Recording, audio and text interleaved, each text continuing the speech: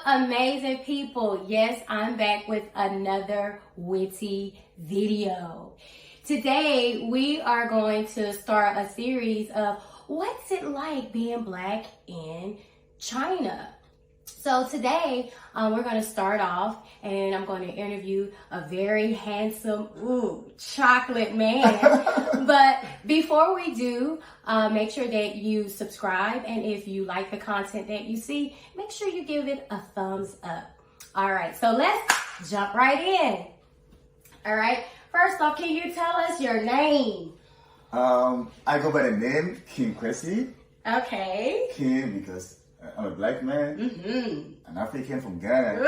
So I believe we are kings and queens, right? So King Kwesi because I was born on a Sunday. From my tribe where I come from, the guy born on a Sunday is Kwesi, so I go by the name King Kwesi. Wow. Right. Okay, so how long have you been in China? I've been in China for the past 8 years. Okay. Yeah, 8 years in China. So what brought you to China? Work. I came here to work, to teach. Okay. And what age do you teach? Kindergarten. Okay. And do you like that age group? Yeah, I like them because that's when you get a real connection with the kids. And they show you love. They are young, they are innocent. So I love being with kids, right? I have a daughter. So, anytime I see this little kids, it feels like I'm with my daughters. Okay. So the way I treat my daughters is the same way I treat those kids. So I love it. I love being a teacher. Good. What would you say is the most fulfilling aspect of being a teacher? The most fulfilling aspect of being a teacher is the fact that you can impart knowledge. You can help change the narrative of bringing up kids and help them to grow, to understand the world better, right? Because as teachers, I believe we are agents of change. And as part of my duty to humanity is to impart onto these kids. So yeah. Wow, right. That's great. Okay. Do you speak any Mandarin? I think that has been the most challenging part of my journey in China, because I believe I came to China with a closed mind about China, and that's one of the regrets that I have as a man here. I didn't come to China with an open mind. I came to China with a very closed mind. So that really kept me in the box.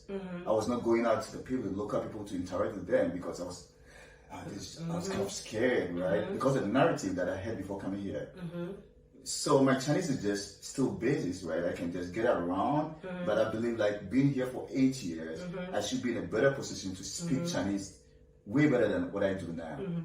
So would you say, you're beginner, survival, what level would you say that you're on? The level of my Chinese is, that Chinese man would say, Mama, idiot. Oh, it's very little. Okay. But I can get around, I can, do the basic stuff, talk, communicate in a basic way. Yeah, I think my Chinese it's not that bad, but I feel like I should do better and I should know better, yeah. Okay. So, what has your experience been like as a black man here in China?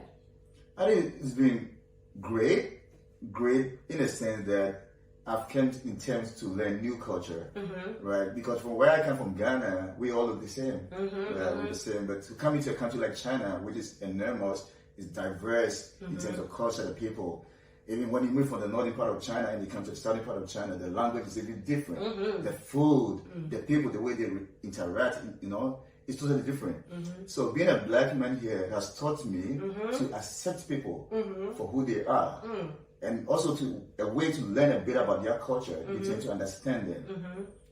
There are challenges as being a black person, obviously because you look different, and people treat you differently based on how you look in China. I always tell people in China, people will treat you different, one, based on how you look, right? Because if you are white, in some way, in some places, with some people, they treat you different when you're black. And two, some people in China will treat you based on your passport. Oh, yes. For example, if you're an American, if you're from the UK, from Australia, Canada, you are maybe you are treated different from someone from maybe Ghana, from Zimbabwe, right? We don't get the same treatment. That's the obvious fact here. But I would say being a black man here has taught me so much about myself and the people around the world. And my daughter was born in China. I had a daughter born in China. So seeing my daughter grow up here, it has been a beautiful journey. So when your daughter was here, did she go to school here? Yeah, she went to school in a normal Chinese kindergarten. So that means she learned the language. She learned the language. She could speak better Chinese when she was here. So do you feel like that she was treated differently when she went to school? To extent, yes. Not in a negative way. She was treated differently in a positive way because everyone was so nice to her. Like the teachers, her friends. Like I even had a discount. Yeah, on the feed for the fact that she was different from how the normal kids look. So I think she enjoyed some privileges of being different. Not in a negative way, but she really had an amazing time here. That was even the reason why I started her YouTube channel in the first place, to document her life in China. Right. Yeah, and your channel evolved. Like I looked over your channel and I've seen the growth of your channel and how it's just progressed, and you really give a lot of great content that a lot of people are really interested about. It is. Thank you. You're welcome. And we're gonna get his information again so we can see where you can find him. So what's it been like with hair products and things of that sort? Like, because people really want to know, what do you do with your hair? Like, where are you finding hair products at? What do you do? Like, how have you just been maintaining your hair? Like, what's it like for a black man when it comes to his hair? Okay, so I came to China with a short hair. Okay. This is my second time growing locks. Okay. Right? The first time when I was in China, I want to tell you about this experience. I went to a barber shop and I had a picture of the style that I wanted. So I showed to this barber and it was okay, cool. My Chinese was not good at that time because I was just in China the first week. And so the guy told me to sit down. So I sat down and we started, having this conversation, like cutting my hair, and he was just asking me, was it okay? And I was just saying, okay.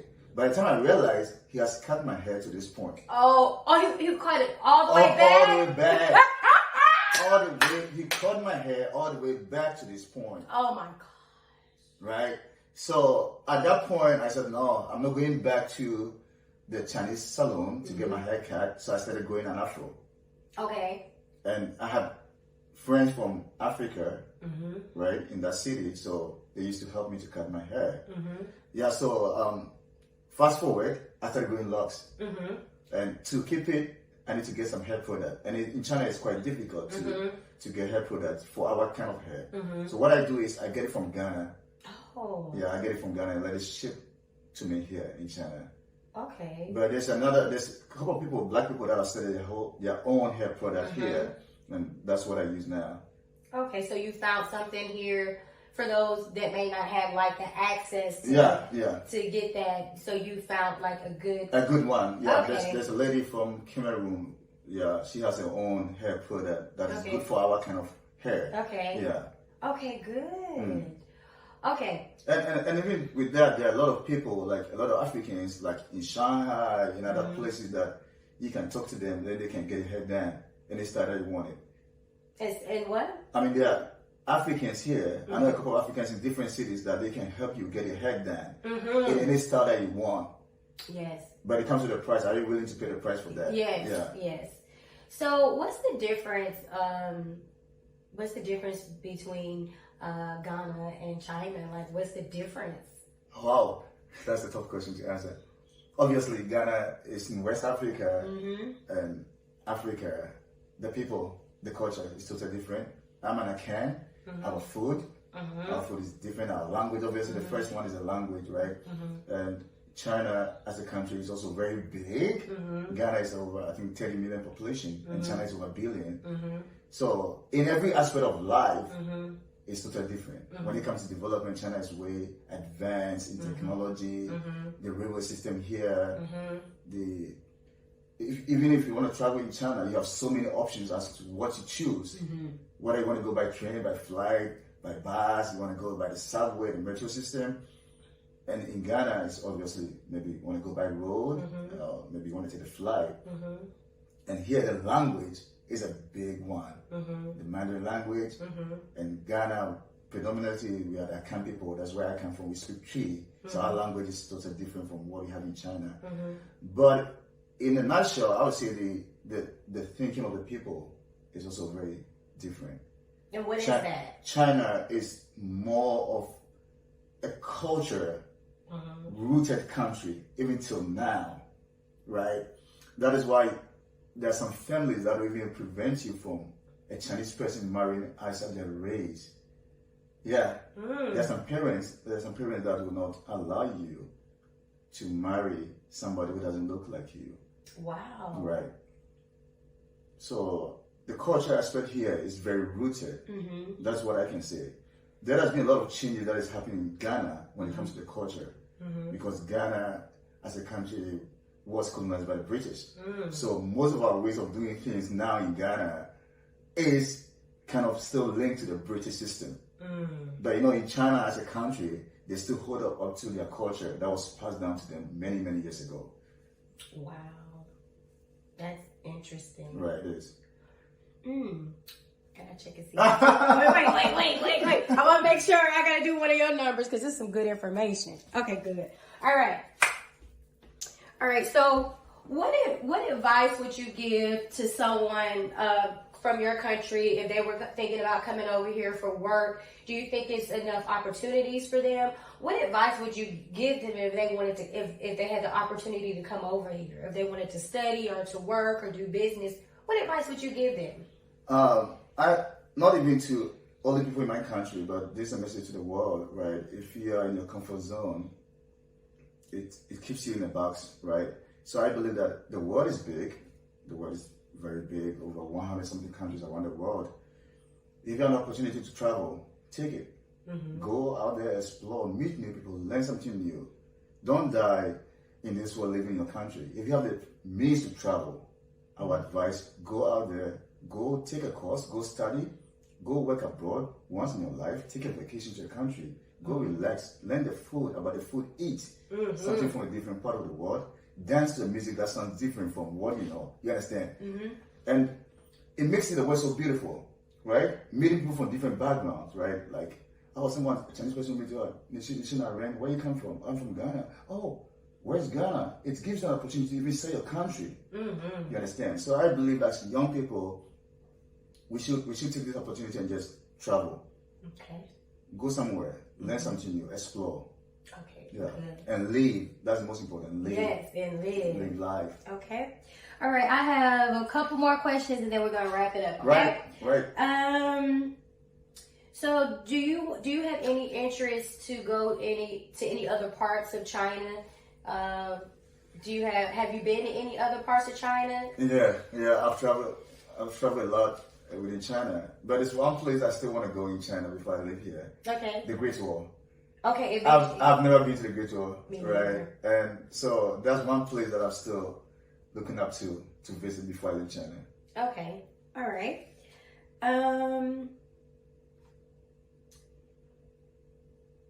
Let's see. All right. What character traits do you think a person might need to have to be able to survive in China? To be able to survive in China, you should be open-minded. Okay. So Be open-minded. Because don't come to China with so much expectation. If you do that, you'll be so disappointed. Come with an open mind that you are coming here to be with a system that is different. If you come with an open mind that you are ready to learn and live, you'll be good. Okay. So can you tell the people watching, how can we find you? How can they find you and get to know more about you and what beautiful works you're putting out in the world? Okay, so I have a YouTube channel called Blessy's World. Blessy is the name of my daughter that was born in China. And when she was born here, I said, I can use her and our life in China to change the narrative about the foreign community in China. Because I realized there was not so much information about having a family in China. So we started a YouTube channel for her, started documenting her life as a black kid in China. And COVID came, so they left to Ghana. And my channel went through some phases, and I decided to do what I call Living in China series. And that's how we even met in the first place. Right. So the Living in China series is all about allowing foreigners to share their experiences. I think we all have unique stories about life in China. So that's what I do now for people, foreigners, expats here living and working in China. No matter where you come from, no matter what you do in China, as far as you're ready to share your life story with the world, you are given a platform. So that's what I do now, called the Living in China series. Okay. You can check it out. Blessy's what? Blessy's what? Blessy, Blessy, with apostrophe S in the world. Okay. Well, this is where you can find him if you want to see more juicy content. This is going to wrap up our interview. And as I always say, be bold, be fearless, and be courageous, and make it a great day. All right. Thank you so much for hosting on the channel.